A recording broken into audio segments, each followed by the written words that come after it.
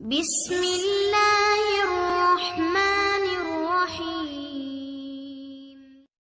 السلام علیکم۔ جب راستہ بند لگنے لگے تو یاد رکھنا کہ اللہ کا راستہ ہمیشہ کھلا ہے۔ صبر کا راستہ چن لو، صبر کی منزل جنت ہے۔ وہ اللہ سب کچھ سننے والا ہے اور سب کچھ دیکھنے والا ہے۔ اللہ کا کن بس ایک دعا اور آپ کا مستقبل آپ کے ماضی سے بہتر ہوگا۔ آپ چاہ بھی نہیں سکتے اگر اللہ نہ چاہے۔ جو تکلیف اللہ کی یاد دلائے وہ تکلیف نہیں، نعمت ہے۔ صبر اور نماز سے ہر مشکل آسان ہو جاتی ہے۔ اللہ پاک آپ کی دعاؤں پر کن کہنے ہی والا ہے۔ جب آپ کی زندگی کا ہر فیصلہ کرنے والا اللہ ہے تو آپ مطمئن رہو، وہ آپ کو کبھی مایوس نہیں کرے گا۔ تہجد کی دعاؤں میں مانگا ہے آپ نے اللہ سے، اب آپ کو دعائیں رد ہونے کا ڈر نہیں ہونا چاہیے۔ جس نے سجدوں کی توفیق دی ہے اس نے معجزوں کی کہانی بھی لکھی ہوگی۔ جب کوئی پلٹ کر آئے ہاتھ تھام لینا چاہیے، اللہ بھی تو یہی کرتا ہے۔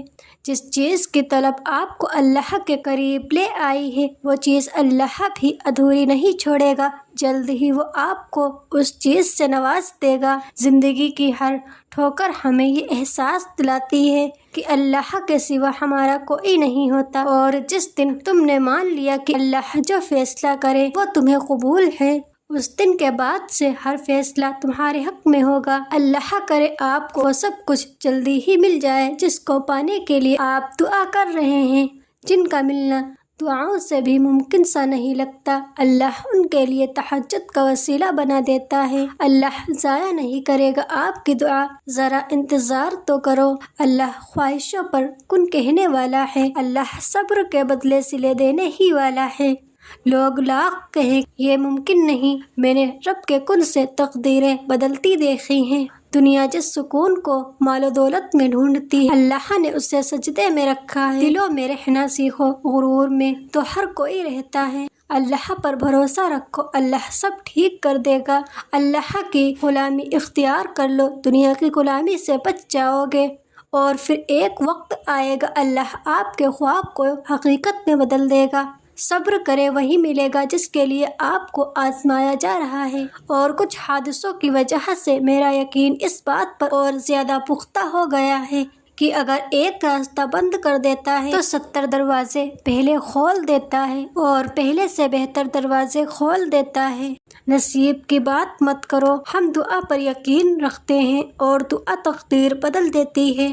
اگر آپ نماز نہیں پڑھتے تو آپ کا اللہ سے شکوہ کرنا بھی نہیں بنتا، اور دعائیں قسمت کو مات دے سکتی ہیں۔ آپ کی قسمت کی نہیں چلتی وہاں دعائیں آپ کا رنگ دکھاتی ہیں۔ یہ تکلیفیں، یہ آنسو، یہ تڑپ آپ کی اللہ کو ملنے کا ذریعہ بھی ہو سکتی ہے، اور قبولیت کی گھڑی اب دور نہیں۔ صبر کے سجدوں کے بعد اب شکر کے سجدے لازمی ہیں۔ جب لوگ آپ کی جھوٹی برائی کر کے اوپر اٹھنا چاہتے ہیں تو اللہ ان کے اصلی چہرے ایک دن خود بخود سامنے لے آتا ہے، اور پھر وہ جتنا اٹھتے ہیں اللہ ان کو اس سے اور زیادہ نیچے گرا دیتے ہیں۔ جو کھو دیا تم نے وہ رب کی رضا تھی، جو اب تمہارا ہوگا وہ تمہارے صبر کا صلہ ہوگا۔ جو ہو رہا ہے اسے ہونے دو، اللہ نے آپ کی سوچ سے بہتر آپ کے لیے سوچ رکھا ہے۔